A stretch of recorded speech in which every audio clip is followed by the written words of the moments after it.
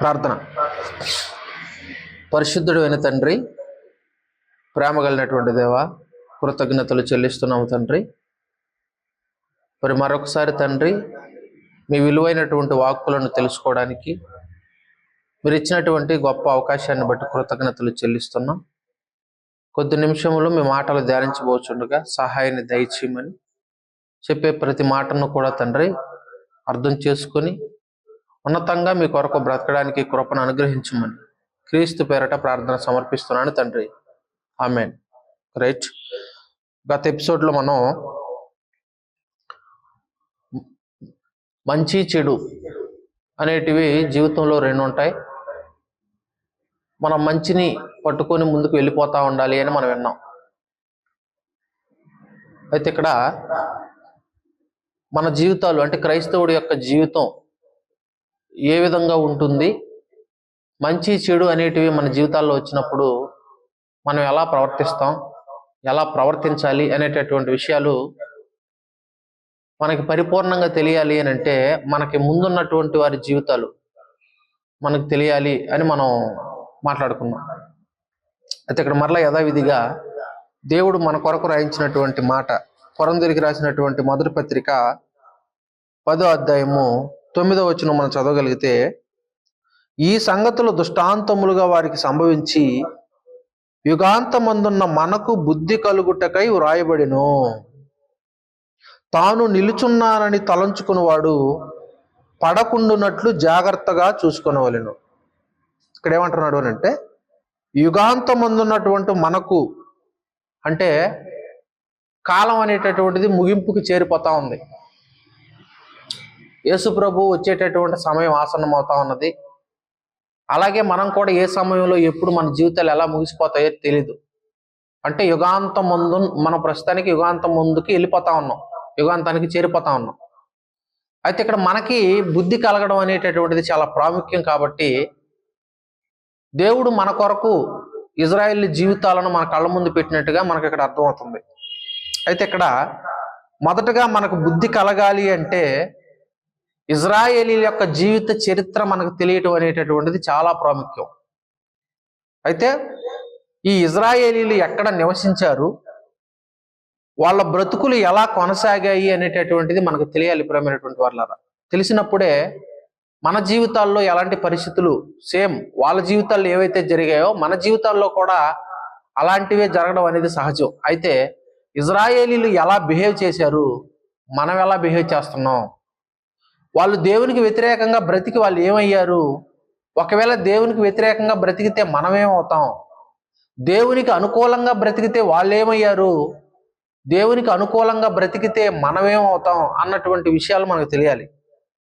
అయితే ఇక్కడ ఆయన మాట్లాడుతూ ఈ ఇజ్రాయేల్ చరిత్ర మనకు తెలియాలి అని అంటే మొదటగా మనం తెలుసుకోవాల్సినటువంటి వ్యక్తి అబ్రహాం గారు. ఈ అబ్రహాం గారి గురించి మనం తెలుసుకోవడానికి ప్రయత్నం చేస్తే అబ్రహాం గారి గురించి యెహోషువ గ్రంథం 24వ అధ్యాయము 2వ వచనం మనం చదవగలిగితే, యెహోషువ జనులందరితో ఇట్లా నేను ఇజ్రాయేలీల దేవుడైన యెహోవా చెప్పునిదేమనగా, ఆది కాలము నుండి మీ పితరులు అనగా దేవుడు మాట్లాడుతున్నాడు ఇక్కడ, ఆది కాలము నుండి మీ పితరులు అనగా అబ్రహాముకును నాహోరుకును తండ్రి అయిన తెరహు కుటుంబీకులు నది యూఫ్రటీసు అద్దరిన నివసించి ఇతర దేవతలను పూజించిరి. అంటే ఇజ్రాయెల్ గురించి మనకు తెలియాలి అంటే ఇజ్రాయెల్కి మూల పురుషుడు ఎవరు? అబ్రహాము. అబ్రహాము గారు తండ్రి అంటే పితరులు, ఇజ్రాయేలీల యొక్క పితరులు ఇంతకు ముందు ఎక్కడ నివసించే వాళ్ళు అనే దాని గురించి మాట్లాడుతున్నాడు. అలాగే వాళ్ళ యొక్క కుల దైవం, వాళ్ళు ఆరాధించేటటువంటి దైవం ఎవరో అనే విషయాలు ఆయన ఇక్కడ మాట్లాడుతున్నాడు. తెరహు కుటుంబీకులు నది యూఫ్రటీసు అద్దరిన నివసించి ఇతర దేవతలను పూజించిరి. అయితే నేను నది అద్దరి నుండి మీ పితరుడైన అబ్రహామును తోడుకుని వచ్చి కనాను దేశమంతటా సంచరింపజేసి అతనికి సంతానమును విస్తరింపజేసి అతనికి ఇస్సాకును ఇచ్చి తిని, ఇస్సాకునకు నేను యాకోబు యాకోబులను ఇచ్చి తిని. ఇక్కడ ఏమంటున్నాడు అంటే అబ్రహాం అనేటటువంటి వ్యక్తి ఒకానొక సమయంలో ఆది కాలంలో యూఫ్రటీస్ అనేటటువంటి నది, ఆ నది దగ్గర ఆయన నివసించేవాడట. అక్కడి నుంచి ఆయన్ను తోడుకొని కనాను భూభాగానికి తీసుకుని వచ్చినట్టుగా మనకి ఇక్కడ కనబడుతుంది. ఇక్కడ మనకు అర్థమవలసిన విషయం ఏంటి అంటే, ఒకానొక సమయంలో మనందరం కూడా ఈరోజు క్రైస్తవులుగా పిలువబడుతున్నాం, కానీ ఒకానొకప్పుడు మన పరిస్థితి కూడా ఇదే. మన పితరులు, మన తాతలు, ముత్తాతలు వెనక్కి వెళ్ళిపోయాం అనుకోండి. వాళ్ళందరూ ఎవరయ్యానంటే విగ్రహాలను పూజించేటటువంటి వారు, అంటే అన్ని దేవతలను, అన్ని దేవుళ్లను పూజించేటటువంటి వారే. మనం కూడా ఒకప్పుడు అన్యులుగా బ్రతికినటువంటి వారమే. అయితే దేవుడు మనల్ని కూడా అన్యులుగా ఉన్నటువంటి మనలను దేవుడు యేసుక్రీస్తుని విశ్వసించడం ద్వారా, యేసుక్రీస్తు ద్వారా మనందరం కూడా సంఘంలో ఈరోజు చేర్చబడ్డాం. ఇది ఇక్కడి నుంచి మనకు అర్థం అవ్వాల్సినటువంటి విషయం.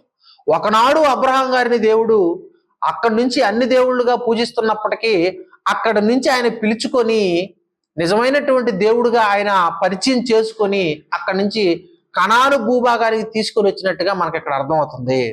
ఇక్కడ యూఫ్రటీసు నది అనగానే అక్కడ ఏదో కన్ఫ్యూజ్ అవ్వాల్సినటువంటి అవసరం లేదు. ఒకనాడు ఏదోని తోట నుంచి 4 నదులు పారాయని చెప్పాడు. అందులో 2 నదులు జలప్రళయంలో పోయాయి. మిగిలినటువంటి 2 నదులు అక్కడ టైగ్రీస్ నది, యూఫ్రటీస్ నది 2 ఉంటాయి. ఆ 2 నదుల మధ్య ఉన్నటువంటి భూభాగమే ఇక్కడ వాళ్ళు బ్రతుకుతున్నటువంటి భూభాగం. దాని గురించి ఆయన మాట్లాడుతూ ఆదికాండం 11:31 ఒకసారి చూడగలిగితే మనం అక్కడ మనకి ఇంకా క్లియర్గా ఉంటుంది. ఆదికాండము 11:31. తెరహు తన కుమారుడగు అబ్రహామును తన కుమారుని కుమారుడు, ఇక్కడ జాగ్రత్తగా చూడాలి. తెరహు అంటే ఎవరు? అబ్రహాము గారి యొక్క తండ్రి, పితరుడు. తెరహు తన కుమారుడగు అబ్రహామును తన కుమారుని కుమారుడు కుమారుడు అనగా హారాను కుమారుడగు లోతును తన కుమారుడగు అబ్రహాము భార్య అయిన శారాయి అను తన కోడలని తీసుకొని కనానుకు వెళ్ళుటకు దేవుడు ఎక్కడికి పిలిచాడు? అబ్రహాం గారిని కనానుకు పోయి వెళ్ళాలని పిలిచాడు. ఓకే, కనానుకు తీసుకుని వెళ్ళాలని దేవుడు పిలిచాడు. అయితే ఇక్కడ కనానుకు వెళ్ళుటకు కల్దీల ఊరను పట్టణములో నుండి వారితో కూడా బయలుదేరి, ఇక్కడ కల్దీల ఊరను పట్టణములో అంటే ఆ యూఫ్రటీసు నది, అంటే టైగ్రీసు యూఫ్రటీసు నదుల మధ్య ఉన్నటువంటి భూభాగం, దాన్ని మెసొపొతేమియా భూభాగం అంటారు దాన్ని. అక్కడ నివసిస్తున్నటువంటి అబ్రహాం గారు ఆయన నివసిస్తున్నటువంటి ఊరు ఎక్కడయ్యానంటే ఆయన ఊరి పేరే ఊరు. ఆశ్చర్యంగా ఉంది కదా? ఆయన ఉన్నటువంటి ప్రాంతం పేరే ఊరు. జనరల్ గా మీది ఏ ఊరు అని అడుగుతాం, ఎక్కడి నుంచి వచ్చారు, ఏ ఊరు అండి మీదని అడుగుతాం. ఆయన ఊరు పేరే ఊరు. ఎక్కడుందయ్యా అన్నది అదేనంటే కల్దీల దేశం. ప్రస్తుతం ఆ కల్దీయ దేశం ఎలా మనకు కనబడుతుందంటే ఇరాక్ దేశంగా మనకు కనబడుతుంది. ఓకే, ఇరాక్ మనకు తెలుసు కదా, కోవిట్కి వెళ్తున్నాం, అది వెళ్తున్నాం, ఇది వెళ్తున్నాం అంటారు కదా చాలా మంది. గల్ఫ్ దేశాలని చెప్పేసి వెళ్ళిపోతా ఉంటారు. ఆ ప్రాంతం అనమాట ఇరాక్ ప్రాంతం. ఆ ఇరాక్కి కింద ఉంటుంది, తూర్పుల చివరిలో ఉంటుంది. ఫర్ ఎగ్జాంపుల్కి మీరు ఒక్కసారి మీ దగ్గర ఉన్నటువంటి బైబిల్నే చివరిలో ఒకసారి మ్యాప్ చూపించండి. జస్ట్ మీకు అర్థం అవడం కోసం చూపించిన ముందుకెళ్ళిపోతా. చివరిలో మ్యాప్ ఉంటుంది. ఆదికాండముతో సంబంధం కలిగినటువంటి ప్రదేశాలని చెప్పి మ్యాప్ ఉంటుంది. ఇందులో రైట్ సైడ్ లో మెసొపొతేమియా అని ఉంటుంది, పైన హారాన్ అని ఉంటుంది, మెసొపొతేమియా, దాని కింద యూఫ్రటీసు అని ఉంటుంది. అలా కిందకి వెళ్ళిపోతే బబులోను, షీనారు అని చెప్పి చివరికి వచ్చేసరికి ఊరు అని ఉంటుంది. పారసీకాగా దానికి పైన ఊరు అనేటటువంటి పేరు ఉంటుంది. అక్కడ ఉన్నటువంటి అబ్రహాం గారిని దేవుడు ఎక్కడ తీసుకొచ్చాడంట? ఆ మ్యాప్ లోనే లెఫ్ట్ లోనే కనాను అని ఉంటుంది. ప్రస్తుతానికి ఇజ్రాయెల్ దేశం కనాను అంటే ఎక్కడో ఉన్నటువంటి ఊరు అనే కల్దీ దేశంలో ఊరు అనేటటువంటి ప్రాంతంలో ఉన్నటువంటి అబ్రహాం గారిని దేవుడు పిలుచుకొని ఎక్కడ తీసుకొచ్చాడు? కనానికి తీసుకొని వచ్చాడు.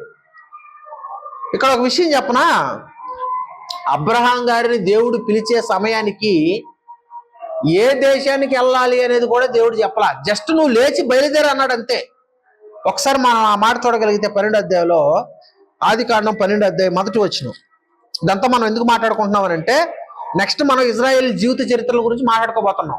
వాళ్ళ గురించి మనకు తెలియాలి అంటే మూలాలు మనకు ఒక అవగాహన ఉండాలి. ఇజ్రాయేలీలు ఎవరు, ఎక్కడి నుంచి వచ్చారు అనేటటువంటి అవగాహన ఉండాలి. ఇవన్నీ మాకు తెలుసు కదని మీరు అనుకోవచ్చు. కేవలం మీకోసం మాత్రమే ఈరోజు ఈ మెసేజ్ చెప్పట్లేదు.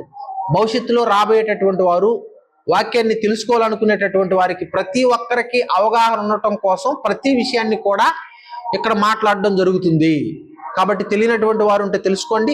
ఒకవేళ విన్న వాళ్ళు ఉన్నా సరే మరలా వినండి, ప్రాబ్లం లేదు. 12వ అధ్యాయం 1వ వచనం.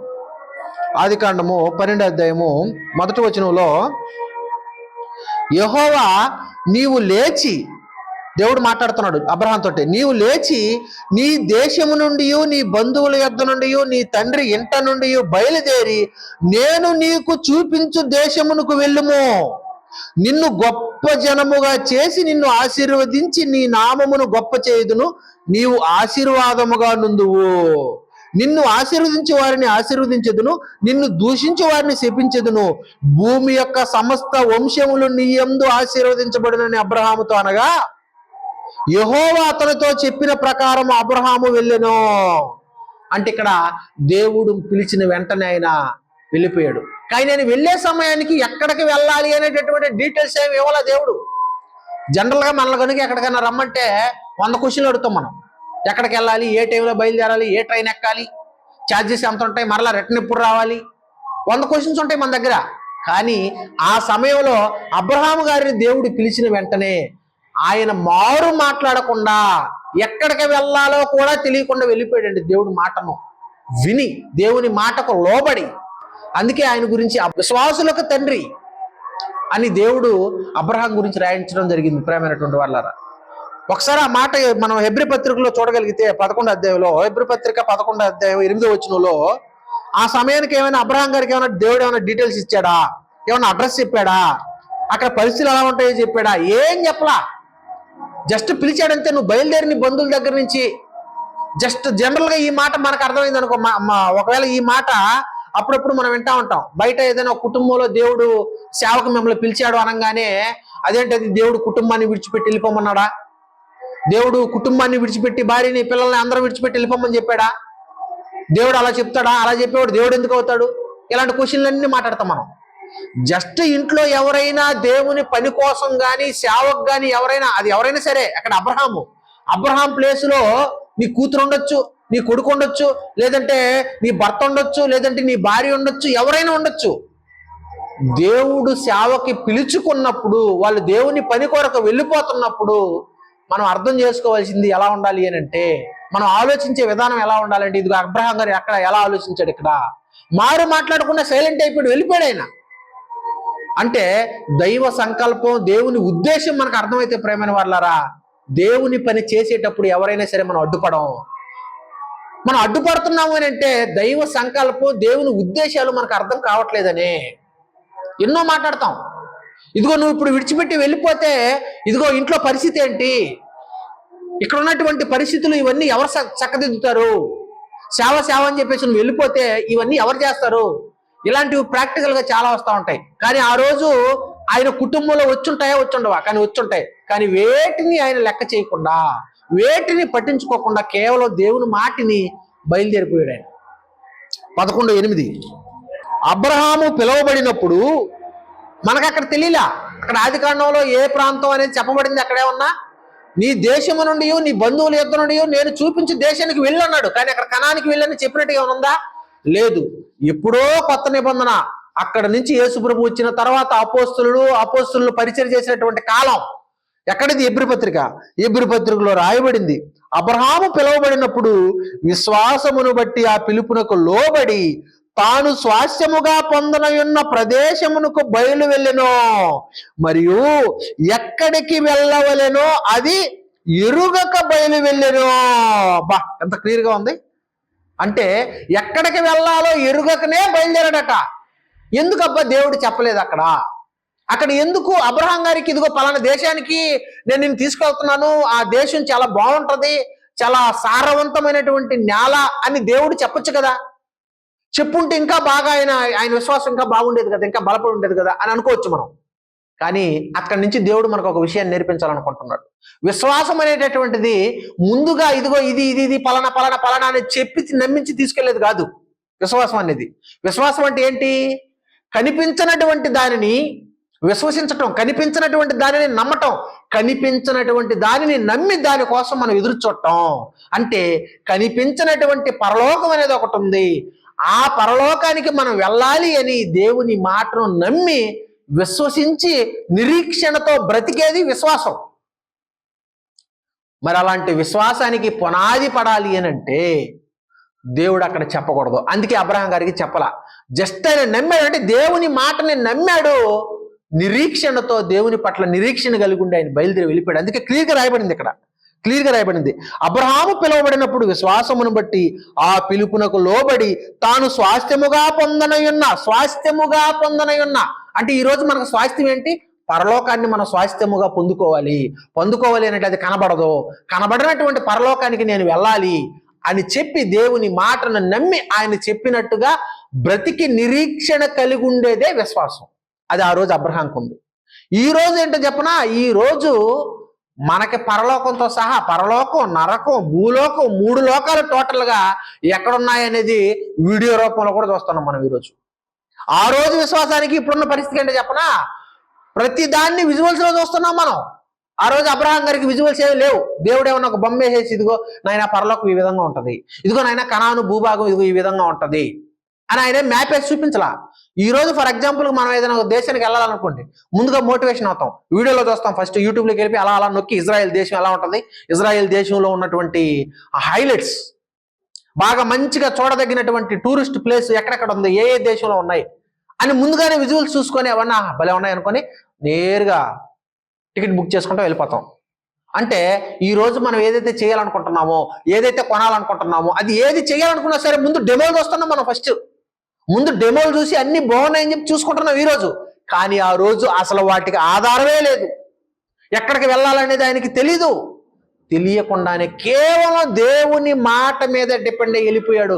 ఆయన విశ్వాసానికి ఈ రోజు దేవుని నమ్ముకున్న మన విశ్వాసానికి ఎంత తేడా. ఆ రోజు ఆయన తెలియక నమ్మి వెళ్ళాడు, ఈ రోజు మన కళ్ళతో చూస్తున్నాం. ఏదైనా ఒక సమస్య కోసం దేవుడి దగ్గరికి వెళ్ళినప్పుడు ఆల్రెడీ ఎవరో ఒకరికి జరిగిన దాన్ని చూసి నమ్ముతున్నాం.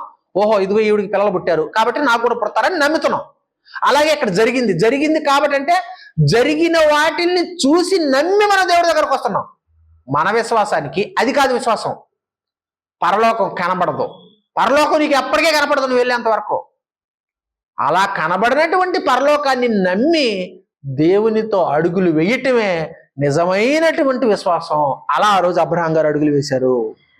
ఓకే, అసలు నిరీక్షణకి ఆధారం లేదట.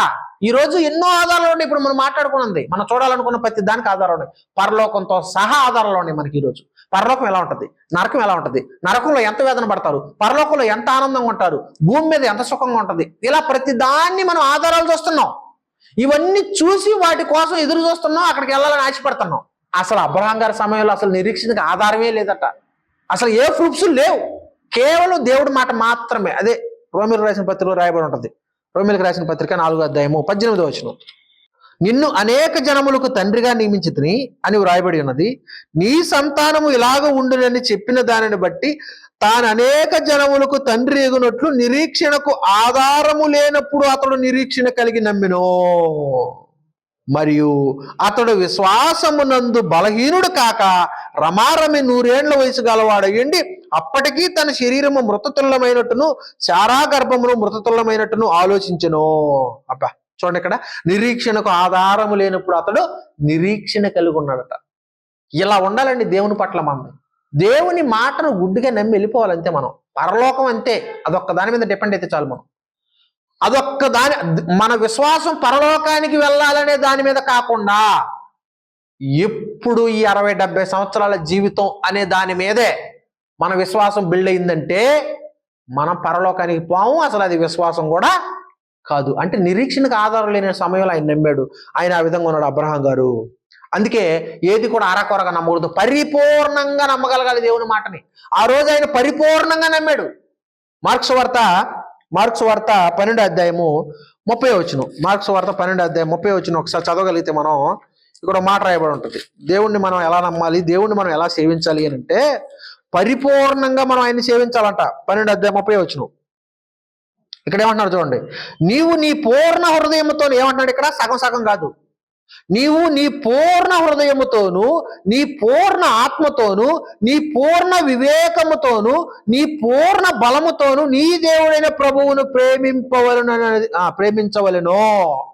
అంటే ప్రతిదీ పరిపూర్ణంగా నమ్మాలి నువ్వు, అరకొర సగం సగం కాదు. పరిపూర్ణంగా నమ్మాలట. అన్నిటి గురించి పరిపూర్ణంగా చెప్పాడు అక్కడ. పరిపూర్ణమైనటువంటి హృదయంతో, పరిపూర్ణమైనటువంటి ఆత్మతో, పరిపూర్ణమైనటువంటి జ్ఞానం వివేకంతో, పరిపూర్ణమైనటువంటి బలముతో దేవుణ్ణి మనం సేవించాలి, దేవుణ్ణి మనం నమ్మాలి, విశ్వసించాలి, నిరీక్షణ కలిగి ఉండాలి. అంత క్లియర్గా ఉంది.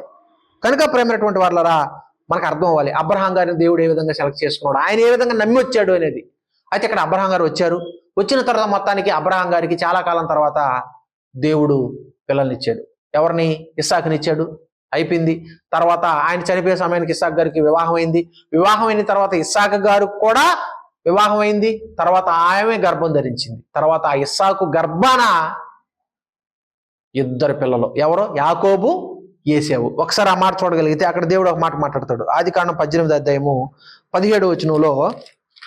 నేను మొత్తం షార్ట్ చేసుకుంటూ వెళ్ళిపోతాను, ఎందుకంటే ఇది మిగిలిన అందరి గురించి మాట్లాడుకుంటూ వెళ్తే మనం అసలు విషయాలకు వెళ్ళాం కాబట్టి, జస్ట్ అబ్రహాం గారి గురించి మనకి ప్రాముఖ్యం కాబట్టి తెలుసుకోవడం, అందుకని ఆయన గురించి నేను ముందుగా మాట్లాడడం జరిగింది. ఇప్పుడు అబ్రహాం గారు కుమారుడు ఇస్సాకు, ఇందాక ఇస్సాకునిచ్చితిని అని మనం చదువుకున్నాం. ఇస్సాకునిచ్చిన తర్వాత ఇస్సాకు గారికి వివాహం అయింది. తర్వాత వాళ్ళ ఆమె గర్భం ధరించింది. ధరించిన తర్వాత ఆమె గర్భంలో 2 వ్యక్తులు ఉన్నారు.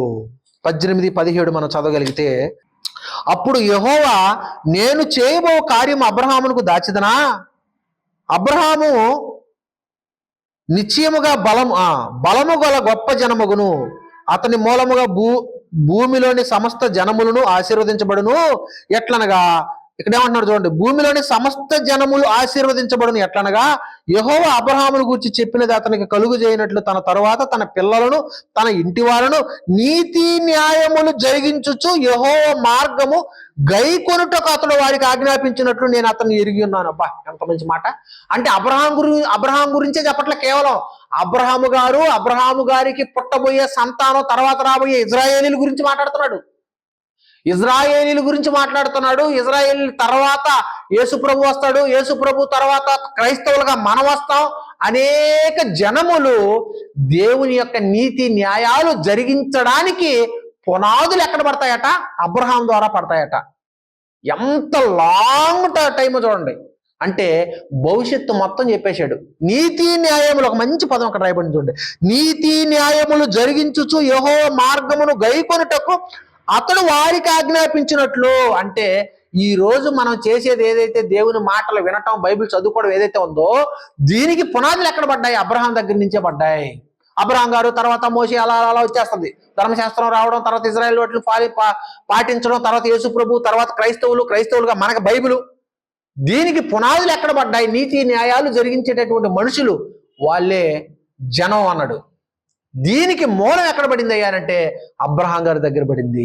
ఇది ఆయనకు మాట ఇచ్చాడు. ఆయన అక్కడ ఇచ్చిన తర్వాత ఇప్పుడు 25వ అధ్యాయం మనం చదవగలిగితే, ఆదికాండం 25వ అధ్యాయము 22వ వచనం. ఇక్కడ ఆమె గర్భంలో శిశువులు. ఎవరో? రెబ్కాం గారు గురించి మాట్లాడుతూ ఇక్కడ ఆమె గర్భములో శిశువులు ఒకనితోనొకడు పెనుగులాడిరి గనుక ఆమె ఇలాగైతే నేను బ్రతుకుట ఎందుకని అనుకొని ఈ విషయమై యెహోవాను అడుగు వెళ్ళెను. అంటే దేవునికి ప్రార్థన చేస్తుంది. అంటే మొత్తానికి లోపల గర్భంలో డిషన్ జరుగుతుంది ఇద్దరికి. ఎవరికి? యాకోబుకి, ఏశావుకి. అంటే ఎక్కడి నుంచి? బయట ఆల్రెడీ జరుగుతుంది తర్వాత. అంటే గర్భములో ఉన్నప్పుడే ఇద్దరికి ఫైట్. అప్పుడు నాకు అర్థం కాల ఏం జరుగుతుంది లోపల అని ప్రార్థన చేయడానికి వెళ్ళిందట. మనమైతే ఏం చేస్తాం? డాక్టర్ దగ్గరికి వెళ్తాం. మనం జస్ట్ మన అమ్మలు అయితే ఏం చేసేవాళ్ళు, ఆ కడుపులో ఏదైనా జరిగిందంటే, గర్భంలో ఏదన్నా కొంచెం అటు ఇటుగా తేడా పడిందంటే డైరెక్ట్గా హాస్పిటల్కి వెళ్ళిపోతాం. కానీ ఈవిడ ఏంటి ప్రభువా ఇది, ఏం చేయాలో అర్థం కాక ప్రార్థన చేసిందట, దేవుడి దగ్గరికి వెళ్ళను. అప్పుడు యెహోవా ఆమెతో ఇట్లనెను. ఇక్కడ మనతో డాక్టర్ మాట్లాడతాడు, కానీ అక్కడ దేవుడు మాట్లాడుతున్నాడు. ఇట్లా నేను 2 జనములు నీ గర్భములో కలవు. 2 జనములు, 2 పిల్లలు కూడా కాదు, 2 జనములు. ఒకటి ఇజ్రాయేలీల జనాంగం, 2 ఏశావు జనాంగం, అంటే ఎదోమీలు. 2 జనాంగాలు కనబడుతున్నాయి ఇక్కడ అంటున్నాడు. చూడండి, నేను ప్రవచనం చెప్పేసాడు దేవుడు.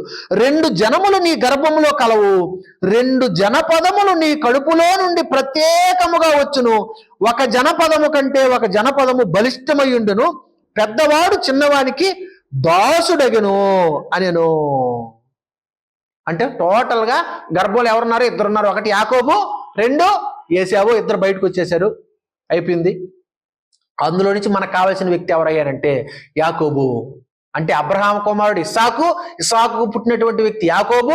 ఇప్పుడు యాకోబుకు పుట్టినటువంటి వారు 12 మంది వాళ్ళే ఇజ్రాయేలీలుగా పిలువబడ్డారు.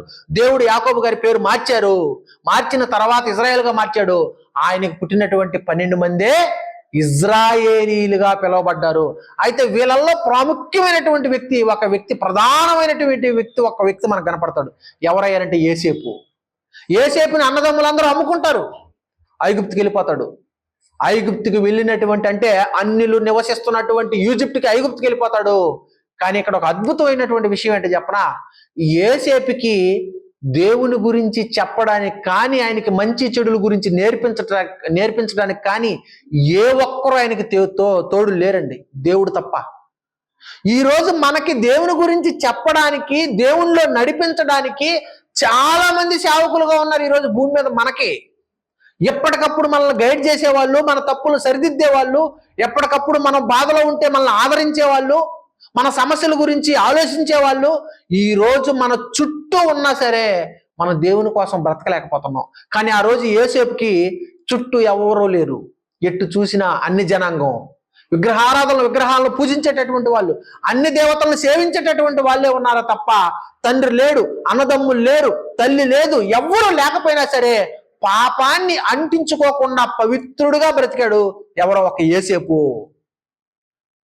అలా బ్రతికాడు. అలా బ్రతికాడు గనుకనే దేవుడు తోడుండి బ్రతికించాడు గనుకనే ఆయన ఈజిప్ట్కి, ఐగుప్తుకి అధిపతిని చేస్తాడు. ఆయన ఐగుప్తుకి అధిపతిని చేస్తాడు. ఒకానొక సమయంలో కరువు వస్తుంది. ఎక్కడ? కనాన్లో కరువు వస్తే ఆ కరువు అక్కడ ఉన్నటువంటి అన్నదమ్ముల్ని, తల్లిదండ్రుల్ని అందరినీ ఆ కరువు ఈజిప్టుకి చేస్తుంది. అంటే కనాను కరువు ఐగుప్తుకు చేర్చింది అన్నదమ్ముల్ని, తల్లిదండ్రుల్ని. అక్కడికి చేరిన తర్వాత ఏం జరిగింది అనేది ఒక మాట మనం చదువుకోగలిగితే, నిర్గమకాండం మొదటి అధ్యాయము ఎంతమంది వచ్చారు ఎక్కడికైనా? నిర్గమకాండం మొదటి అధ్యాయము 1-2 వచనాలు చదువుదాం. ఆది కాండం అయిపోయి నిర్గమాలకు వచ్చేస్తున్నాం మనం, అంటే అబ్రహాం గురించి మాట్లాడుకొని.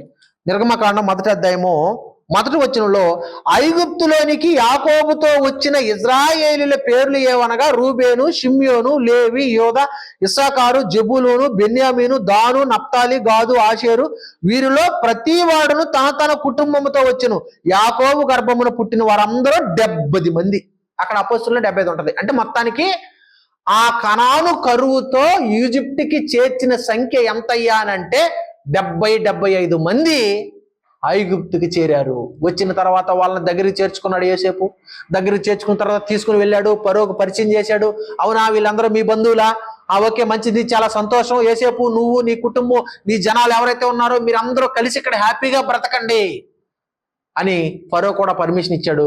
అప్పటికే ఐగుప్తుకి అధికారిగా యోసేపు ఉన్నాడు కాబట్టి కుటుంబం మొత్తాన్ని, ఆ అన్నదమ్ములు చేసినటువంటి ఆ గతాన్ని మొత్తాన్ని మర్చిపోయి, మొత్తానికి దేవుడు నా ఎడల మీరేం తప్పిదం చేయలేదన్నా, ఇదిగో ఇక్కడ దేవుడి కార్యం కోసం ఒకానొక సమయాన్ని కరువు వస్తుంది కాబట్టి ఆ కరువులో మనందరం ఇక్కడికి వచ్చి సురక్షితంగా బ్రతకాలి కాబట్టే దేవుడు ముందస్తుగా నన్ను ఇక్కడ పంపించాడు. ఆ రోజు మీరు నన్ను అమ్మి వేయకుండా ఉంటే నేను ఇక్కడికి వచ్చేవాడిని కాదు. నేను ఇక్కడికి రాకపోతే ఇక్కడ నేను అధిపతిని అయ్యేవాడిని కాదు. నేను అధిపతిని అవ్వకపోతే ఈ రోజు ఇంతమందికి మనకి ఈ దేశంలో మనకు స్వాస్థ్యం దొరికేది కాదు అనుకున్నాడు. అందరూ కలిసిమెలిసిపోయారు, వాళ్ళు పశ్చాత్తాపడ్డారు, ఈయన దగ్గరికి చేర్చుకున్నాడు. టోటల్గా అందరూ కలిసి ఐగుప్తులో 75 మందిగా అక్కడ బ్రతకడం ప్రారంభించాడు. ఫరోకు పరిచయం చేసిన తర్వాత ఆయన మాట్లాడినటువంటి మాట, ఒకసారి ఫరో గారు మాట్లాడిన మాట ఆది కాండం 47వ అధ్యాయము 5-6 వచనాలు ఒకసారి చూడగలిగితే మనం ఇక్కడ ఏమంటాడంటే ఆయన, వారు కనాను దేశమందు కరువు భారముగా ఉన్నందున నీ దాసులకు కలిగిన మందలకు మేత లేదు గనుక ఈ దేశములో కొంతకాలం ఉండుటకు వచ్చితిమి. కాబట్టి గోషేను దేశములో నీ దాసులు నివసింప సెలవిమ్మని ఫరోతో అనగా, ఫరో యోసేపును చూసి నీ తండ్రియు నీ సహోదరులను నీ యొద్దకు వచ్చి ఉన్నారు, ఐగుప్తు దేశము నీ ఎదుట ఉన్నది. అబ్బా, ఎంత గొప్ప మాట అండి! అసలు ఐగుప్తు దేశమే నీది యోసేపు, నీకు అడ్డే ఉంది ఇక్కడ. నీ మాట కాదనేదే ఉంది, నీ మాటే నా మాట, నా మాటే నీ మాట, నీకు అడ్డే ఉంది చెప్పి ఇక్కడ బ్రహ్మాండంగా బ్రతికెక్కడ నువ్వు అని ఆ రోజు ఫరో. జనరల్గా ఒప్పుకుంటారండి. ఒకానొక సమయంలో అబ్రహాం గారు అక్కడికి వెళ్ళి మరలా తిరిగి వచ్చేసినటువంటి సందర్భం ముందు అధ్యాయంలో మనం చదువుకుంటే, అక్కడికి వెళ్ళిపోయి ఆయన ఇదిగో ఈమె నాకు చెల్లి అవుతుందని చెప్పినటువంటి సందర్భాలు. అలాంటి ఏరియాలోకి దేవుడు తీసుకుని వెళ్ళి పెట్టాడు. అక్కడ ఫరో ఎంత బాగా మాట్లాడుతున్నావు చూడండి. ఇక్కడ దేశము నీ ఎదుట ఉన్నది, అద్భుతమైన మాట ఇది. ఐగుప్తు దేశము నీ ఎదుట ఉన్నది, ఈ దేశములోని మంచి ప్రదేశం ముందు నీ తండ్రిని నీ సహోదరులను నివసింపజేయము. నీ ఇష్టం, మంచి ప్రదేశం చూసుకోవటం నువ్వే, అక్కడ పెట్టి నీ ఫ్యామిలీ మొత్తాన్ని అని చెప్పి ఫరో మాట్లాడుతున్నాడు. అంటే నిజంగా దేవుడు ఆయన ద్వారా మాట్లాడి, జనరల్గా ఫరో మాట్లాడాలగా, కానీ అక్కడ యోసేపుని అధిపతిని చేయించింది దేవుడే. ఇక్కడ మరలా వాళ్ళకి ప్లేస్ని ఇస్తుంది దేవుడే. ఎందుకంటే అబ్రహాం గారికి మాట ఇచ్చాడు, నీ దేశము కానీ పరదేశం ముందు కొన్ని వందల సంవత్సరాలు నీ జనాంగం అక్కడ బ్రతుకుతుందని దేవుడు అబ్రహాం గారితో ఎప్పుడో మాట్లాడతాడు భవిష్యత్తుని. అది ముందు అధ్యాయంలో ఉంటుంది. గోషేను దేశములో నివసింపజేయము, గోషేను దేశములో వారు నివసించవచ్చును, వారిలో ఎవరైనాను ప్రజ్ఞ గల వారిని నీకు తోచిన ఎడల నా మందల మీద వారిని అధిపతులుగా నియమించమని చెప్పాను. ఏమంటున్నాడు చూడండి, మీ వాళ్ళలో ఎవరైనా కొంచెం గొప్పోళ్ళు మంచోళ్ళు ఉంటే నా మందల మీద కూడా వాళ్ళని అధిపతులుగా నియమించు అంటే వాళ్ళకు కూడా పోస్టులు ఇస్తున్నాడు. ఓకే. మరియు యోసేపు తన తండ్రి అయిన యాకోబును లోపలికి తీసుకుని వచ్చి ఫరో సమక్షమందు అతనిని ఉంచగా యాకోబు ఫరోను దీవించెను. ఫరో నీవు జీవించిన సంవత్సరములెన్ని అని యాకోబుని అడిగినందుకు యాకోబు నేను యాత్ర చేసిన సంవత్సరములు 130, నేను జీవించిన సంవత్సరములు కొంచెముగాను దుఃఖ సహితమైనవిగా ఉన్నవి. అవి నా పితరులు యాత్ర చేసిన దినములలో వారు జీవించిన సంవత్సరములన్నీ కాలేదని ఫరోతో చెప్పి ఫరోని దీవించి ఫరో ఎదుటి నుండి వెళ్ళిపోయాను. అంటే మొత్తానికి 70-75 మందిగా అబ్రహాము సంతానమైనటువంటి ఇస్సాకు సంతానం యాకోబుకు పుట్టిన 12 మంది, టోటల్గా 70-75 మంది ఐగుప్తుకి చేరారు. అయితే ఐగుప్తులో ఎంతకాలం నివసించారు, అక్కడి నుంచి మరలా వాళ్ళు కనానికి ఎందుకు రావాలనుకున్నారు, ఈ మధ్యలో ఏం జరిగింది అనేటటువంటిది నెక్స్ట్ ఎపిసోడ్లో చూద్దాం. ఓకే, ప్రార్థన చేసుకుందాం. ప్రార్థన. పరిశుద్ధమైన తండ్రి, ప్రేమ కలిగినటువంటి దేవ, కృతజ్ఞతలు చెల్లిస్తున్నాము తండ్రి. నిజంగా తండ్రి, ఎన్నో గొప్ప విషయాలు ఒకానొక నాడు విశ్వాసులకు తండ్రి అని పేరు పెట్టబడినటువంటి అబ్రహాము గారి యొక్క జీవితాన్ని మాకు చూపిస్తూ, ఒకనాడు ఆయన సంతానమైనటువంటి ఇజ్రాయేలీలు వారి జీవితాల్లో వారు పడినటువంటి పనిపాట్లు, అదేవిధంగా ఈరోజు క్రైస్తవులుగా మా జీవితాలను మేము కొనసాగిస్తున్నాం. మరి మా జీవితాల్లో ఎలాంటి సందర్భాలు, ఎలాంటి పరిస్థితులు ఉంటాయో వాటి మధ్య మేము ఎలా బ్రతకాలనేటటువంటి విషయాలు మాకు నేర్పించడం కోసం దృష్టాంతాలుగా మా కళ్ళ ముందు ఇజ్రాయేల్ జీవిత చరిత్రను పెట్టి మాకు ఎన్నో విషయాలు నేర్పిస్తున్నందుకై కృతజ్ఞతలు చెల్లిస్తున్నాము తండ్రి. ఒక్కొక్కటిగా అంచెలంచెలుగా మేము తెలుసుకుంటూ మీలో ఉన్నతంగా ఎదగడానికి కృపను అనుగ్రహించమని, తోడుగా నడిపించమని క్రీస్తు పేరిట ప్రార్థన సమర్పిస్తున్నాను తండ్రి. ఆమేన్. ఇలాంటి మరెన్నో విషయాలు వింటూ మీరు ఆత్మీయంగా బలపడాలని ఈ వీడియో మరికొందరికి షేర్ చేయడం ద్వారా దైవాశీర్వాదాలు పొందుకోవాలని కోరుకుంటున్నాము. అదేవిధంగా మీ ప్రార్థన అవసరతల కొరకు మరియు మీ ప్రాంతాల్లో కుటుంబ ప్రార్థనలను, సువార్త సభలను నిర్వహించాలనుకున్న, ఉచితంగా ఆన్లైన్ మరియు ఆఫ్లైన్లో బైబిల్ నేర్చుకోవాలనుకున్న, జీవిత సమస్యలకు సమాధానం తెలుసుకోవాలనుకున్న ఈ క్రింది నంబర్లను సంప్రదించగలరు. అలాగే మందిర నిర్మాణం జరుగుతుంది, దాని కొరకు మీ అనుదిన ప్రార్థనలో జ్ఞాపకం చేసుకొనగలరు.